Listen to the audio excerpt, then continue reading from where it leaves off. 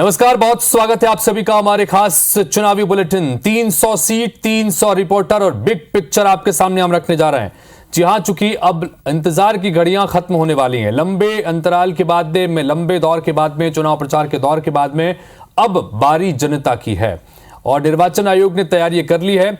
230 सीटों पर मध्य प्रदेश में और 70 सीटों पर छत्तीसगढ़ में मतदान का प्रोसेस शुरू होगा। कल सुबह 7 बजे मध्य प्रदेश में वोटिंग शुरू हो जाएगी और 8 बजे छत्तीसगढ़ में वोटिंग शुरू होगी। और IBC 24 इन तमाम 300 सीटों से हमारे 300 संवाददाताओं के जरिए पल पल का अपडेट और बिग पिक्चर आपके सामने रखने की कोशिश करेंगे, जिसकी शुरुआत हम आज से ही लगातार कर रहे हैं। तो छत्तीसगढ़ में कल दूसरे चरण का मतदान होगा, जिसके लिए मतदान दल आज से रवाना हो रहे हैं। शांतिपूर्ण चुनाव के लिए प्रशासन ने पुख्ता इंतजाम किए हैं। कल छत्तीसगढ़ की 70 सीट और मध्य प्रदेश की 230 सीट पर 300 सीट पर होने वाले चुनाव के लिए आपके पसंदीदा चैनल ने भी तैयारी पूरी कर रखी है। 300 सीटों पर 300 रिपोर्टर तैनात होंगे। हर सीट की सटीक और सबसे पहले जानकारी हम आप तक पहुंचाएंगे।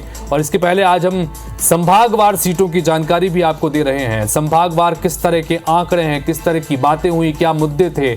सबसे पहले बात करेंगे छत्तीसगढ़ में के उत्तर इलाके में स्थित सरगुजा संभाग की।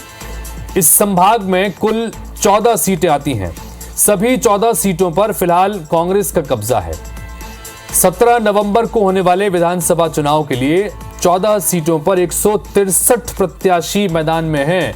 इस संभाग की अंबिकापुर, सीतापुर, भरतपुर सोनहत, बैकुंठपुर, रामानुजगंज, कुनकुरी और पत्थलगांव VIP सीट है, जहां पर दिग्गजों की किस्मत दांव पर है।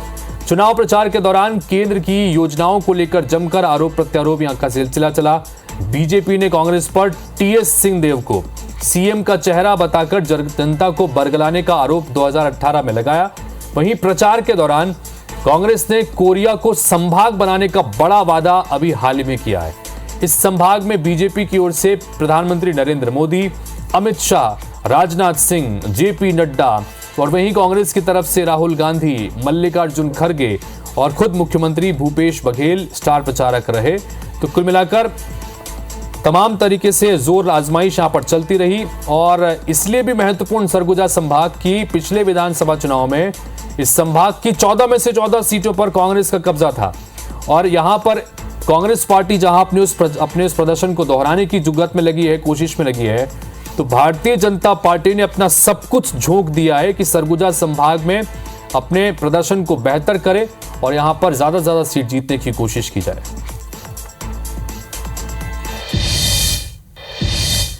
इसी तरह से मध्य प्रदेश के एक और संभाग की बात करते हैं। मध्य प्रदेश का एक महत्वपूर्ण संभाग है ग्वालियर चंबल संभाग और यहां इस बार कड़ा मुकाबला होने वाला है। यही वजह है कि सभी राजनीतिक दलों ने पूरी तैयारी यहां पर कर ली है। ग्वालियर चंबल संभाग में 34 सीटें हैं और 34 सीटों का एनालिसिस आपके सामने रखते हैं। पिछले विधानसभा चुनाव में इस संभाग में कांग्रेस पार्टी ने बड़ी जीत हासिल की और सरकार बनाने में इस संभाग का अहम योगदान भी था। हालांकि सिंधिया के बीजेपी में चले जाने के बाद से यहां पर स्थिति बदल गई। बीजेपी और कांग्रेस अब अपनी अपनी जीत का दावा यहां पर करते हैं, लेकिन क्या है जमीनी हकीकत, इसके लिए हम ग्राउंड जीरो पर भी आपको ले चलेंगे। हमारे संवाददाता से बातचीत करेंगे। हमारे साथ में हमारे सहयोगी नासिर गौरी इस वक्त सीधे जुड़ रहे हैं, उनके पास चलते हैं। नासिर, ग्वालियर चंबल संभाग सबसे ज्यादा निगाहें इस वक्त यहां पर टिकी हुई हैं, इसलिए भी टिकी हुई हैं कि ये दोनों ही पार्टियों के लिए, बीजेपी कांग्रेस के लिए नाक का सवाल भी है। पिछले विधानसभा चुनाव में यही वो संभाग था जहां से बंपर जीत कांग्रेस को मिली और कांग्रेस सत्ता तक पहुंची। 2020 आते आते समीकरण ऐसा बदला कि सिंधिया ने पार्टी बदली और उनके साथ में कई सारे कांग्रेस पार्टी के विधायक ने भी इस्तीफा दिया और सरकार बीजेपी की बन गई। और यही खास तौर पर वजह है कि वो गद्दार बनाम खुद्दार की बात जब यहां पर होती है तो इस संभाग की बात होती है। यहां पर इस बार कई दिग्गज बीजेपी की तरफ से मैदान में है, तो कांग्रेस ने भी पूरी ताकत झोंकी है। आपने लंबा प्रचार का दौर यहां पर देखा, तमाम दिग्गज यहां पर पहुंच रहे थे, चाहे वो प्रधानमंत्री हो, चाहे गृह मंत्री हो, कांग्रेस की तरफ से राष्ट्रीय अध्यक्ष हो, या फिर खुद प्रियंका गांधी ने कमान संभाली, राहुल गांधी ने कमान संभाली। अब जनता की बारी है। आपसे जानना चाहेंगे ग्वालियर चंबल संभाग का पूरा आंकड़ा, पूरा समीकरण दर्शकों को समझाइए नासिर।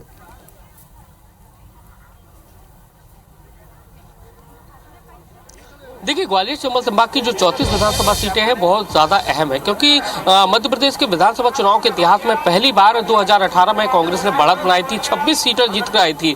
लेकिन उसके बाद जिस तरह से सरकार को गिराने का काम ज्योतिरादित्य सिंधिया ने किया, उनके समर्थकों ने किया, उसके बाद उपचुनाव हुए तो बीजेपी और कांग्रेस का जो आंकड़ा था 50-50 पे आ गया था। यानी कि 34 सीटों में पहले 34 सीटों में से 26 सीटें कांग्रेस ने हासिल करी थी और महज 7 सीटों पर जो बीजेपी थी वो सिमट गई थी और एक बीएसपी के हाथ लगी थी। लेकिन उपचुनाव के बाद स्थिति बदल गई।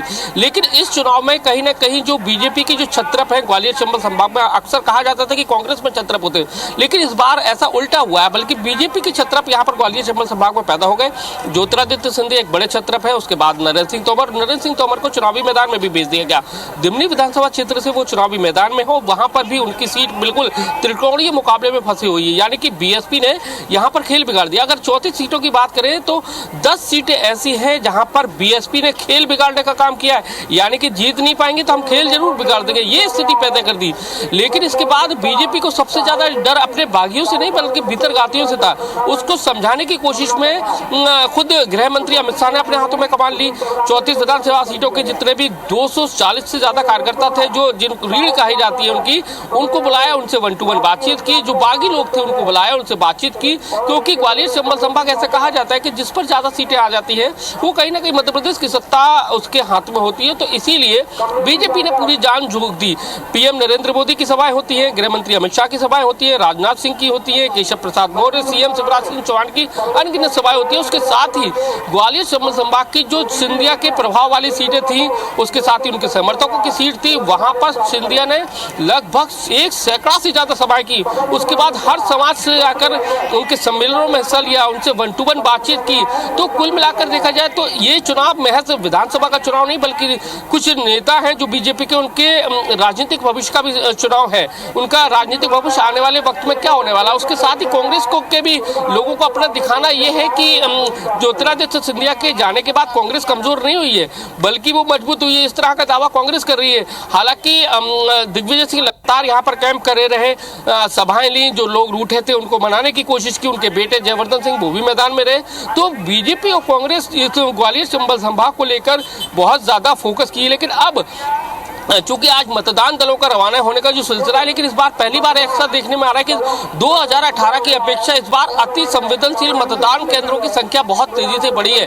यानी कि अब इन सब के बीच नासिर, आपने जो जानकारियां दी, चूंकि हम लगातार ग्राफिक्स के जरिए स्क्रीन पर भी ये तमाम जानकारियां दे रहे हैं कि किस किस जिले की में यहाँ पर कितने वोटर्स हैं, किस विधानसभा में कितने वोटर्स हैं। खासतौर पर मुद्दों की अगर बात करना चाहेंगे, चुनाव प्रचार का एक लंबा दौर चला, तमाम दिग्गज यहां पर पहुंचे और अपनी अपनी बात यहां पर होती रही। कांग्रेस जहां लगातार 2020 में मिले जख्मों का जिक्र भी करती रही, तो दूसरी तरफ अपने कामों को भी गिनाने की कोशिश यहां पे होती रही। प्रमुख रूप से अगर पूरे ग्वालियर चंबल संभाग की अलग अलग सीटों के आधार पर देखें तो कौन कौन से इससे प्रमुख मुद्दे हैं जिसकी गूंज इस बार दोनों ही तरफ से, या यूं कहें कि चूंकि बहुजन समाज पार्टी भी यहां से ताल ठोक रही है, समाजवादी पार्टी भी ताल ठोक रही है, तो कौन कौन से वो प्रमुख मुद्दे रहे?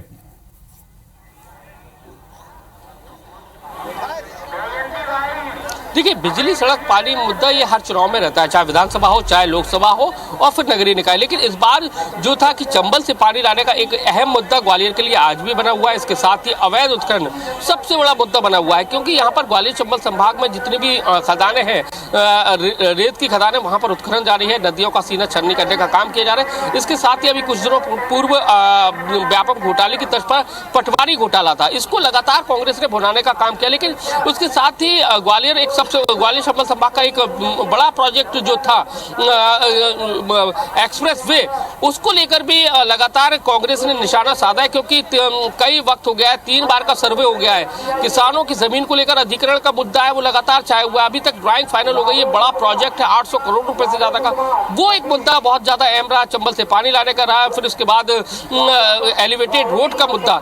हालांकि उस पर बीजेपी को कामयाबी मिली है, क्योंकि एक फेज का जो काम है वो शुरू हो गया है और उसके साथ ही दूसरे फेज का। तो ऐसे कई सारे मुद्दे थे जिनको कांग्रेस और बीजेपी ने भुनाने का काम किया। बीजेपी ने उनको बताया कि हमने इसको लाइन पे लेके आए हैं, इनका काम ड्राइंग है, इनकी कई सारी चीजें। लेकिन आज भी ग्वालियर चंबल संभाग का रोपवे का एक जो मुद्दा है, लगभग 30 बरस से ज्यादा का वक्त हो गया है, वो अभी तक पूरा नहीं हो पाया, जिसको लेकर बार बार निशाना साधा जा रहा है। और इसके साथ ही जब से आचार संहिता लगी है, जब से कांग्रेस ने एक कैंपेन भी शुरू किया था 30 दिन 30 सवाल, हर रोज ग्वालियर चंबल संभाग से जुड़ी जो योजनाएं थी, जो बीजेपी ने योजना की, उनका जो प्रोजेक्ट है उनका शिलान्यास किया, जो अधूरे पड़े रहे, उन सारे प्रोजेक्टों को कोट कर जनता के बीच में सोशल मीडिया के माध्यम से ले जाने की कोशिश की। एक वॉर भी उस पर सोशल मीडिया पे शुरू किया गया। तो कुल मिलाकर देखा जाए तो कई सारे ऐसे मुद्दे थे जिसको लेकर बीजेपी को घेरने की कोशिश की गई, लेकिन बीजेपी ने काउंटर का जवाब ये दिया कि भले ही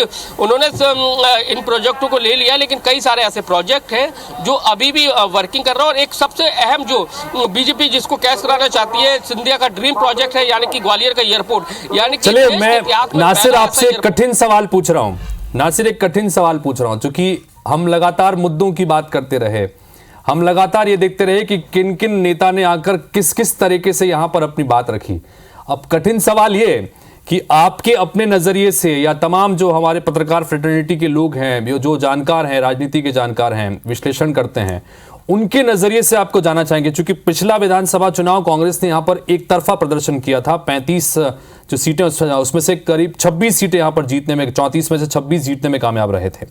इस बार आपका अपना आकलन क्या कहता है? हालांकि जो फैसला है वो जनता को करना है, लेकिन आपका अपना आकलन और बाकी जो है उनका क्या कहता है, किस तरह से कहेंगे, देखेंगे?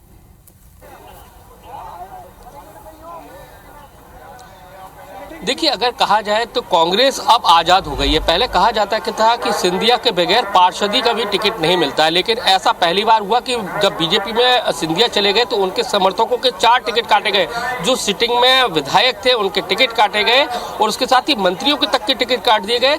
तो कहीं ना कहीं जो आज एक बड़ा गैप जो बना हुआ है, गैप बन गया है। इस बारे ये कहा जा सकता है कि कांग्रेस का जो प्रदर्शन था, पहला जो प्रदर्शन था, कहीं ना कहीं वो उसके आसपास रहने वाली है। माना अगर एनालिसिस किया जाए तो 34 सीटों में से कहीं ना कहीं कांग्रेस है 20 से 24 के बीच में ये सीटें ला सकती है।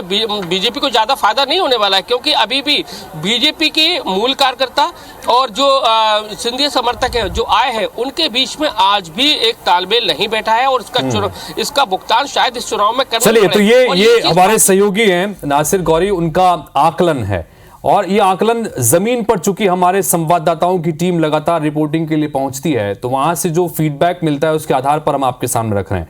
अब जनता को फैसला करना है। अब आखिरी जो नतीजा आएगा वो 3 दिसंबर को आएगा, और IBC 24 सबसे पहले वो नतीजे आपके सामने रखेंगे कि ग्वालियर चंबल संभाग की जनता ने कल यानी 17 नवंबर को क्या फैसला सुनाया है, किसके पक्ष में फैसला सुनाया है। लेकिन यह तय है कि चंबल की यह दंगल बड़ी दिलचस्प है, और खास तौर पर यह नाक की लड़ाई भी दोनों पार्टियों के लिए है। इसलिए क्या नतीजा आता है ये जानना बड़ा दिलचस्प होगा। नासिर, फिलहाल बहुत बहुत शुक्रिया